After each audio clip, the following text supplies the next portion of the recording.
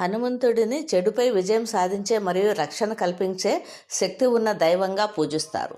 ఈ పండుగ నాడు హనుమంతుని భక్తులు ఆయనను కీర్తించి ఆయన రక్షణ, ధైర్యము, నిర్భయత్వము మరియు ఆశీర్వాదాలను కోరుకుంటారు. వారు ఆయనను పూజించటానికి మరియు మతపరమైన నైవేద్యాలను సమర్పించటానికి దేవాలయాలలో కలుస్తారు. ప్రతిఫలంగా భక్తులు ప్రసాదం అందించుకుంటారు. ఆయనను పూజించే ప్రజలు హనుమాన్ చాలీసా మరియు రామాయణము వంటి హిందూ గ్రంథాలను పఠిస్తారు. భక్తులు దేవాలయాలను సందర్శించి హనుమంతు విగ్రహం నుండి తమ నుదుటిని కుంకుమ పెట్టుకుంటారు. పురాణాల ప్రకారము సీత తన నుదుటికి సింధూరం పెట్టుకోవడం చూసిన హనుమంతుడు ఆ ఆచారం గురించి అడిగాడు. అలా చేయడం వల్ల తన భర్త రాముడికి దీర్ఘాయుషు లభిస్తుందని ఆమె బదులిచ్చింది. అప్పుడు హనుమంతుడు తన శరీరం మొత్తం కుంకుమ పూసుకున్నాడు. తద్వారా రాముడు అమరత్వాన్ని ఖాయం చేశాడు.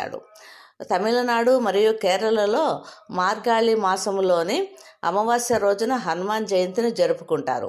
ఈ రాష్ట్రాల్లోనే నంగనల్లూరు, నామక్కల్, సుచింద్రం, త్రికవియార్ మరియు అలతియార్ వంటి ప్రసిద్ధ హనుమాన్ ఆలయాలు ఈ రోజున వైభవంగా జరుపుకుంటాయి. తెలంగాణ మరియు ఆంధ్రప్రదేశ్లలో హనుమాన్ జయంతిని చైత్ర పౌర్ణమి నాడు ప్రారంభించి వైశాఖ మాసంలోని కృష్ణ పక్షంలో 10వ రోజున ముగించి 41 రోజుల పాటు జరుపుకుంటారు. మహారాష్ట్రలో హనుమాన్ జయంతిని హిందూ చాంద్రమాసమైన చైత్రమాసంలోని పౌర్ణమి రోజున జరుపుకుంటారు.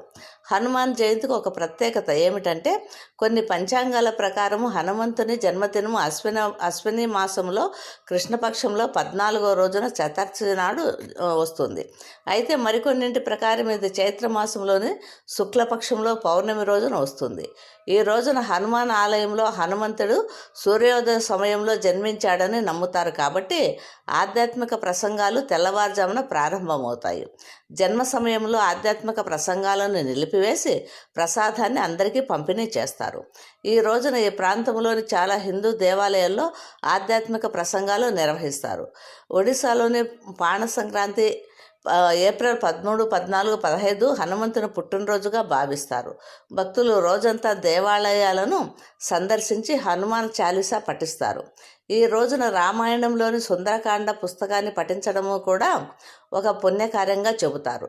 సాంప్రదాయ ఒడియా సౌర క్యాలెండర్లో ఈరోజు కొత్త సంవత్సరం ప్రారంభాన్ని కూడా సూచిస్తుంది. ఈ పండుగ సౌర ఒడియా క్యాలెండర్లో ఒడియాలో అనుసరించే చాంద్ర సౌర హిందూ క్యాలెండర్ సాంప్రదాయ సౌర మాసమైన మేషం మొదటి రోజున వస్తుంది.